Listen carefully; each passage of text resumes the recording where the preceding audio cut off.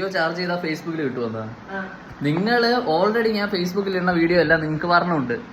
ഇനി അല്ലാതെ ഇനിയിപ്പോ ഞാൻ എവിടെ നിന്ന് വീഡിയോ ഒപ്പിക്കായി?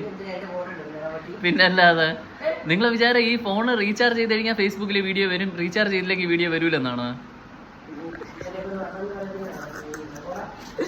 ഒരു എന്തോ തെറ്റേറാ, ഞാൻ ഓൾറെഡി ഇടുന്നതെല്ലാം ഫേസ്ബുക്കിൽ പറഞ്ഞുണ്ടമ്മാ.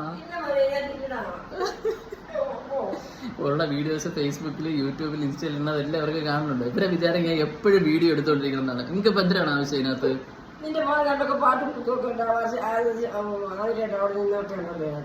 അതെല്ലാം അതിനകത്ത് ഇട്ടിട്ടുണ്ടായിരുന്നു. നിങ്ങൾക്ക് വന്നില്ലേ? അത് വരും. ഈ 74-ാം വയസ്സിൽ ഫേസ്ബുക്കും തോണ്ടി വെച്ചോണ്ട് എന്തിനാ കാണിക്കണ? ഒന്നുകൂടെ കുത്തിയാണെന്നോ നോക്കട്ടെ, ഒന്നുകൂടെ കുത്ത്.